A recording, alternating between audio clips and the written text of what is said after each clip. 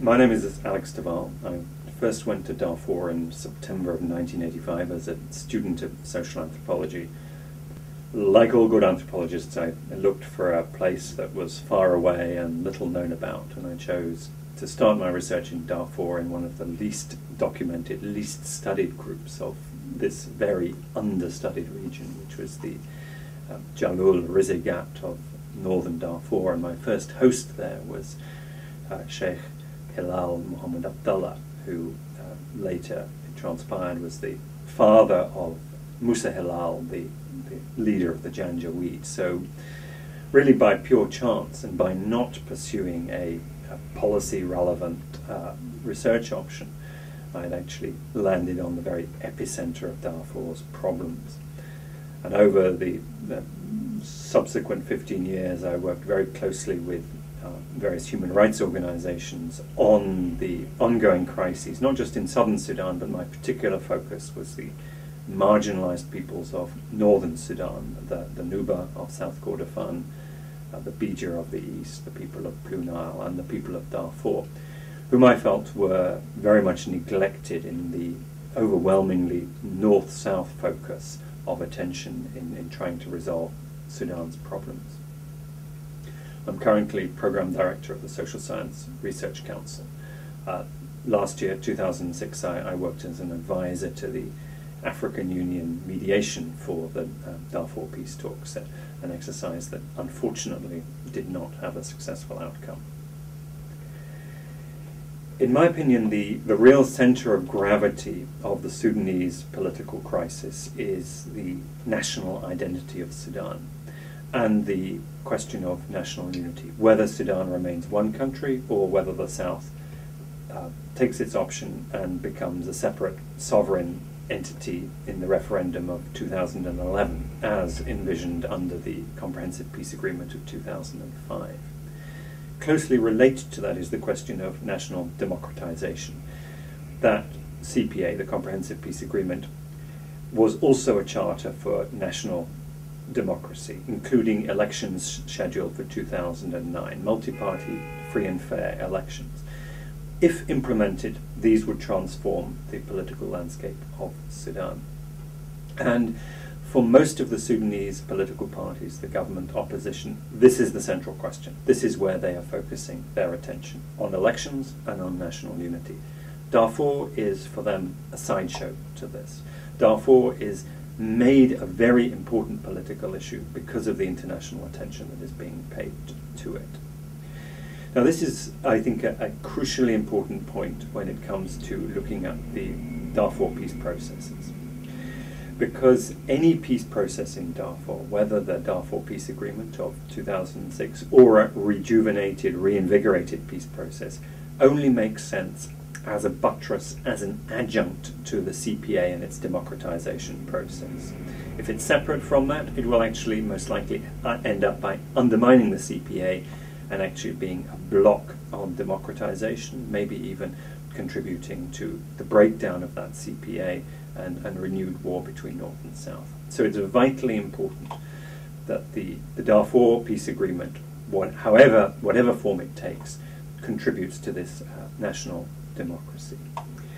Now the Abuja peace negotiations, of which I was part of the mediation team, were envisioned primarily as a way of getting the Darfurians, especially the armed movements, but more broadly the Darfurians in general, into that democratic transformation.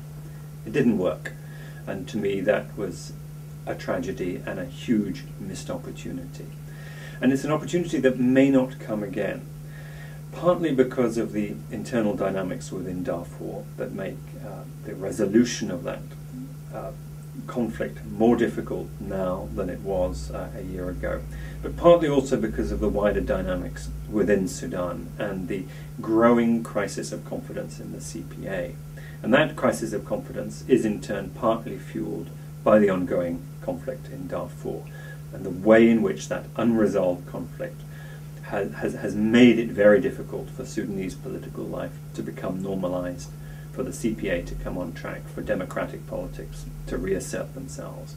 The ongoing crisis in Darfur is actually a pretext for continuing authoritarianism and obstructionism by the National Congress Party and the security forces that are essentially in power in Khartoum. Now, the current obstacles in the middle of 2007 to an effective peace process are many. One of them is the lack of international political investment in this. Frankly, the peace process has been shortchanged. It's been regarded as the number 2 option. The focus has been elsewhere, particularly on getting troops into Darfur. And what this has meant is that the attention on peacekeeping has supplanted the necessary focus on peacemaking. This has gone against the advice of all the experienced Sudan hands, including members of the Department of Peacekeeping Operations in the UN in New York, who all argue that peacekeeping can only be effective if there is a peace to keep. What we've seen is, frankly, a rather part-time, half-hearted efforts by the international community to make the peace process work, and a peace process that has been held hostage to deadlines and arguments surrounding the peacekeeping options, the dispatch of UN troops. And this has shortchanged the integrity of the peace process itself, and has been one of the contributors to its slowness and thus far to its failure. However, even with a greater investment, even with a greater focus, there's some very formidable obstacles.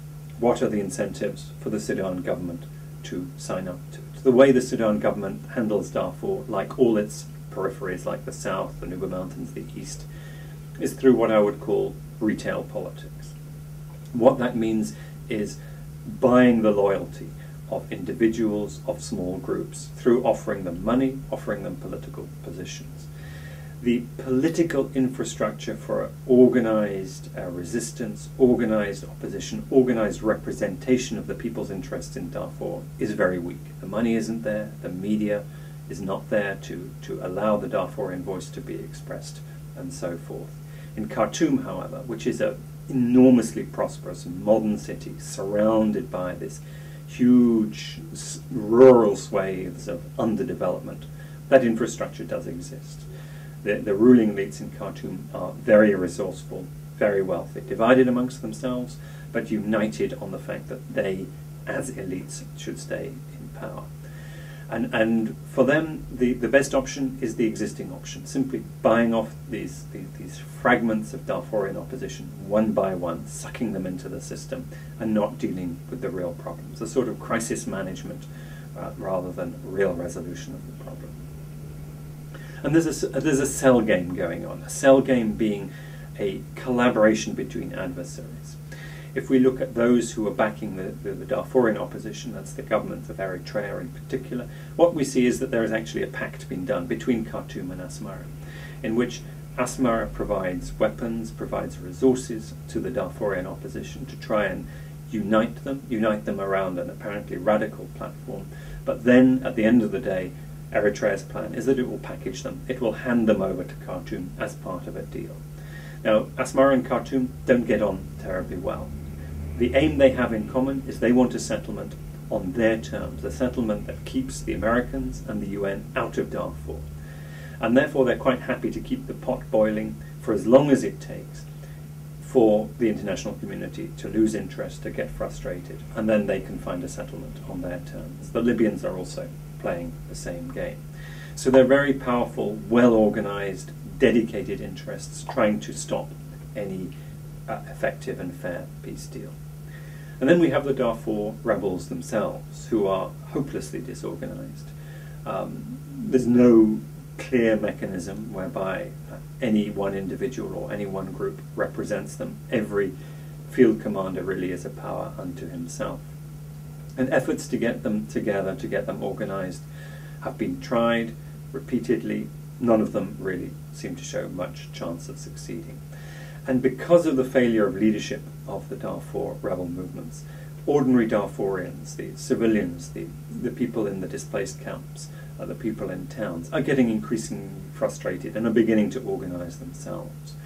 And the concerns that they are articulating, which come through the preparatory stages of the African Union's Darfur dialogue and consultation, are rather different to those articulated by the armed movements.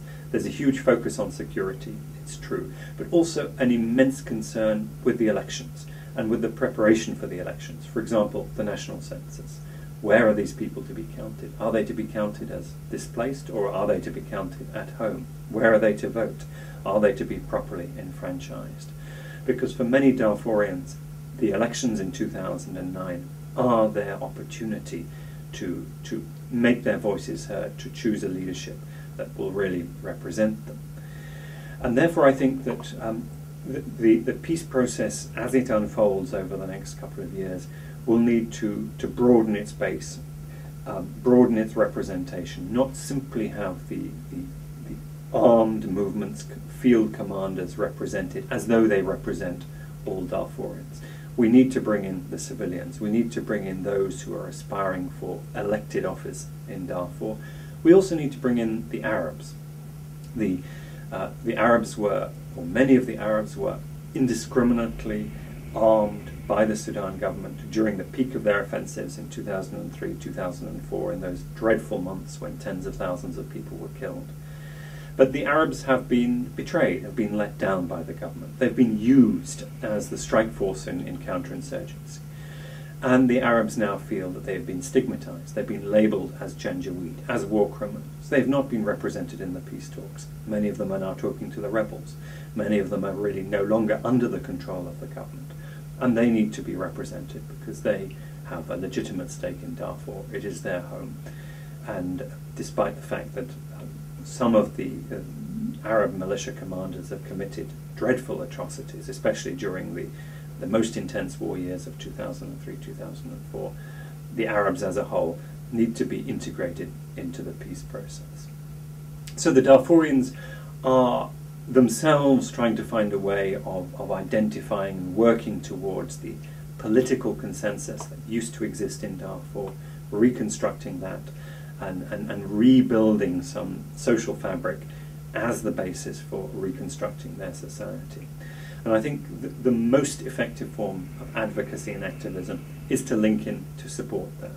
The lessons of activism around the world, including especially in Africa, is that solutions always come from within. No solution has ever been imposed from outside and worked.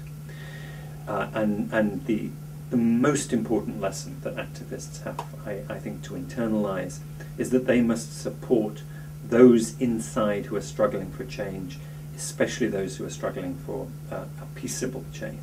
And so I would urge those concerned with Darfur, those who are activists for human rights and democracy, to focus on those within Darfur who are struggling to articulate the needs of their community, to participate in this democratic process, and to achieve the peace that all Darfurians are longing for.